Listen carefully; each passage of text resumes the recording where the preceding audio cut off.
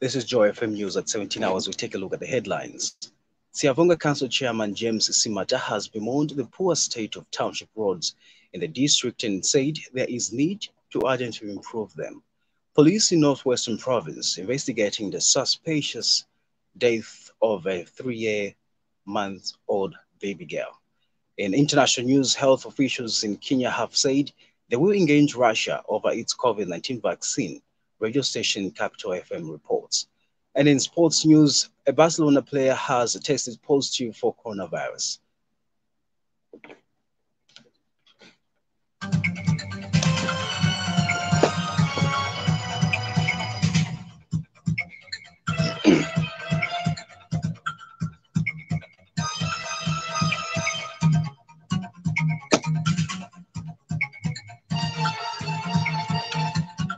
JoyFM News, truth in defense of freedom. JoyFM News, truth in defense of freedom. With the details at 17 hours, my name is LWANDO Cheleka. Siavonga Council Chairman James Simata has bemoaned the poor state of township roads in the district and said there is need to urgently improve them. Mr. Simata noted that the poor state of the roads was affecting the social and economic development of the district. He said Siavonga has potential to be one of the major tourist destinations in Zambia, only if government was going to pay attention to it. He observed that it would be difficult for the tourism sector to thrive under the current Patriotic Front regime. Mr. Simata added that it would be difficult to develop the area in terms of infrastructure because of poor roads. Mr. Simata said government should allocate enough resources towards the maintenance of roads. The council chairperson further said the current roads in Siavonga were constructed under the UNIP regime.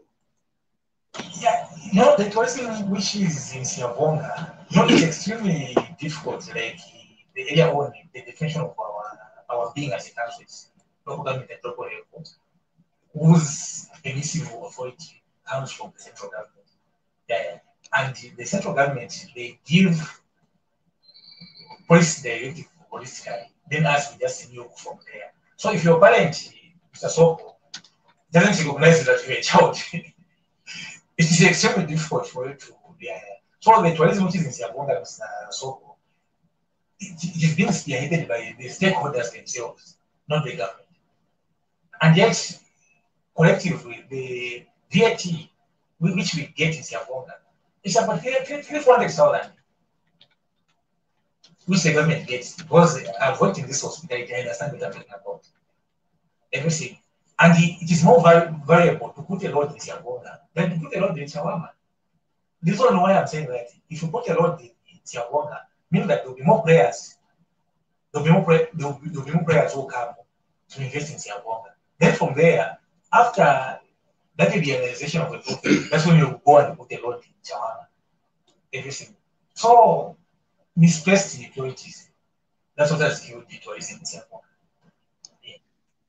Government has released the 2020 Constituency Development Funds, CDF, for distribution to all the 156 constituencies. Local Government Minister Charles Banda says the total budget of 249,600,000 kwacha has been realized, with each constituency to a total of 1.6 million. Mr. Banda has noted that the members of parliament now have one common task to ensure that the implementation of the earmarked projects commences as soon as the funds are in their accounts. He has also directed that all the councils that have not yet submitted the 2020 CDF projects for approval to do so immediately.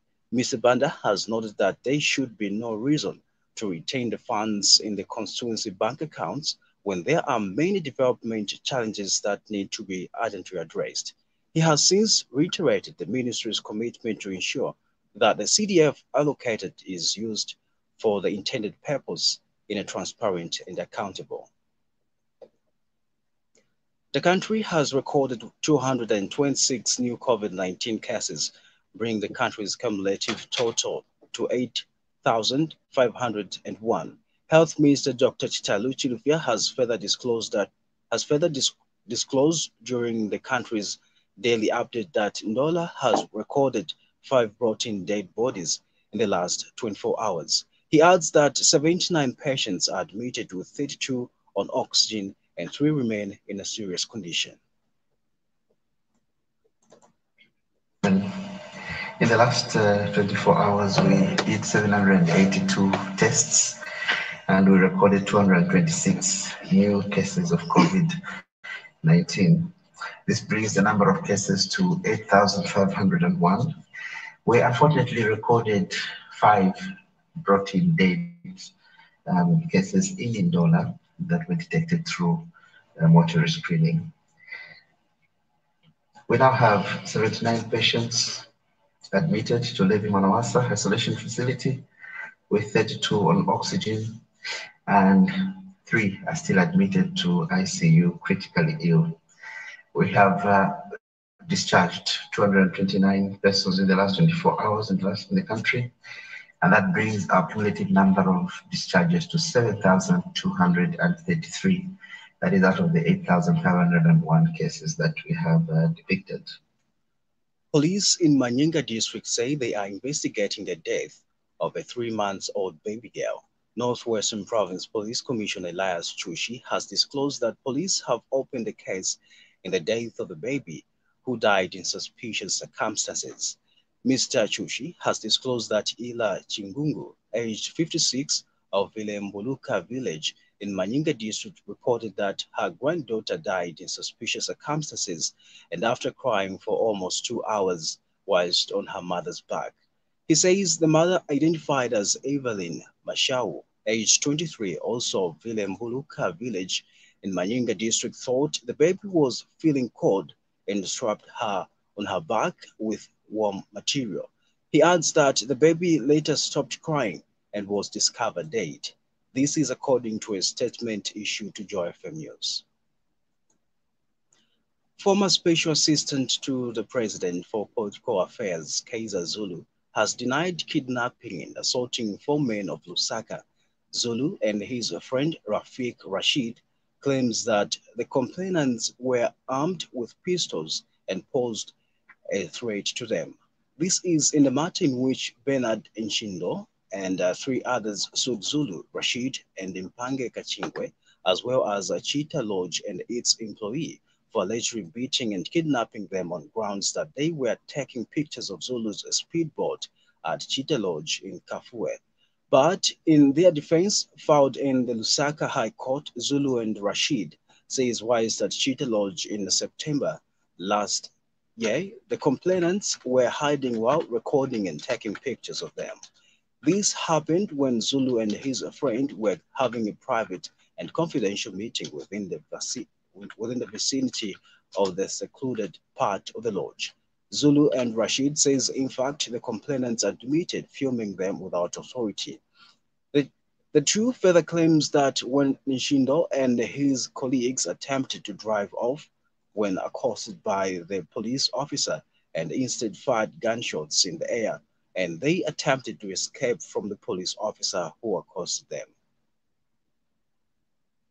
Siavonga parliamentary aspiring candidate Gavin Kwapo has called on Ministry of Tourism and Arts to rewrite the history of Zambia at the Ngombe Ilede historical site. And Kwapo has observed that the triangular trade transaction, which was experienced by the Zambian people, particularly those from the valley, need to be archived rather. Mr. Kwapo has also noted that Ngombe Ilede is a historical site which needs to be seen by people from America who were traded in the old days. He pointed out that people need to trace their roots in order to significance in their lives. He spoke in an interview with JoyFM News. Ngombe Ilede was located for slave trade due to its location, as it was closer, or it is currently closer, to the Zambezi River, which used to be used as a route to transport these slaves to America during the triangular slave trading. Now, the question that we ask ourselves and also from other researchers would be, researches through various scientific methods can be traced using these advanced research methods. We need to rewrite history. We want our sisters, African Americans, to trace their origins. And we are saying, Joy FM News, truth in defense of freedom. Let's take it to the, let's take it to the mass. Let's take it to the, take it to the, let's take it to the mass. Take it to the, take it to the, let's take it to the mass. Take it to the, take it to the mass. Yeah, baby. Apple Max, cool, real, and natural. A quality product from Californian Beverages. Pioneer, hey, Abako.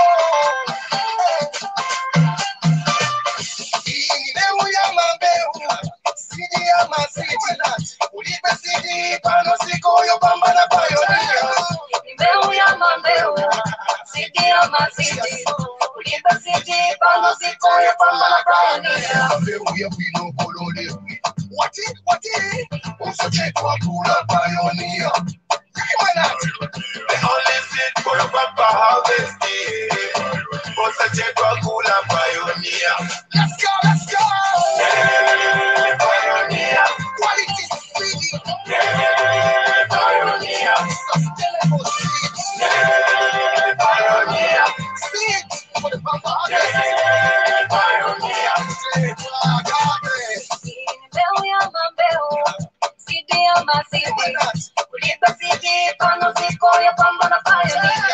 The coronavirus disease 2019, also known as COVID-19, causes respiratory illness similar to a common cold, and in severe cases leads to pneumonia, kidney failure, and can result in death. It is important to take the following preventive measures to reduce the spread of the virus. Wash your hands frequently with soap and water, or use an alcohol-based hand sanitizer. Avoid close contact between 1 to 3 meters with anyone with cold or flu-like symptoms. Avoid touching your eyes, nose, and mouth with unwashed hands. When coughing or sneezing, cover your mouth and nose with flexed elbow or tissue paper. Avoid non-essential travel to areas where there is transmission of the disease. Avoid handshakes, hugs, and kisses when greeting each other. Furthermore, people coming from infected countries need to self-quarantine for 14 days in their homes, and the Ministry of Health will make follow-ups via telephone. If you have any of these symptoms, fever, chest pains, cough, difficulty in breathing, headache, shortness of breath, or a sore throat, call the following numbers: 0974 493553, 0953 898941, 0964 638726, or the toll-free line 909. We as a nation can win this war against the coronavirus disease by following these basic guidelines. This message is brought to you by the Ministry of Health. One Zambia, one nation. And now, international. In international news, South Africa's new coronavirus infections appear to be stabilizing. The number of new infections in the country has fallen dramatically, the lowest since June. The BBC reports that the country's coronavirus recovery rate has increased to 75%, its highest to date, and will be above the global average of 62%. New COVID-19 cases have declined from a peak of around 15,000 daily infections to just over 2,500 in the past 24 hours. There has also been a decrease in coronavirus-related fatalities. The province of KwaZulu-Natal has become the latest hotspot and now has the second highest number of cases in the country. Close to 200 students and staff have tested positive for COVID-19 in different universities in the province. Health officials in Kenya have said they will engage Russia over its COVID-19 vaccine, radio station Capital FM reports.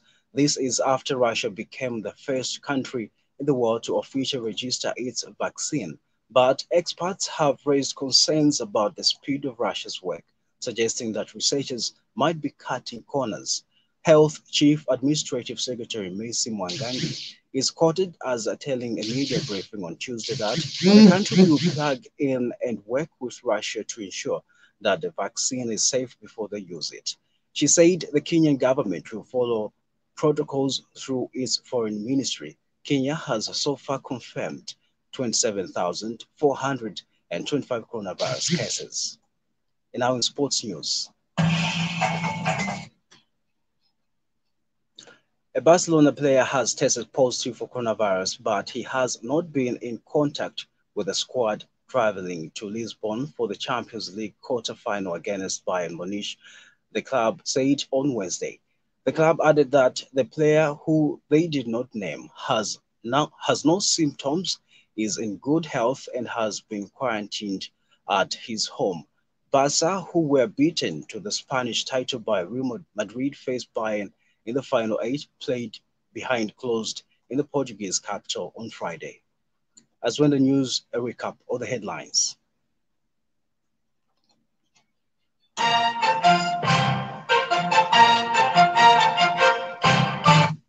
Siavonga Council Chairman James Simata has bemoaned the poor state of township roads in the district and said there is need to urgently improve them.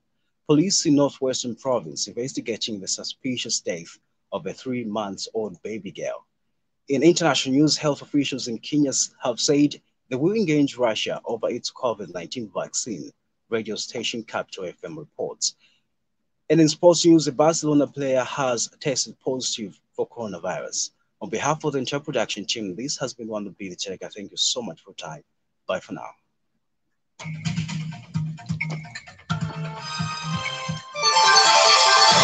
JoyFM, with authentic, authoritative, comprehensive, in-depth business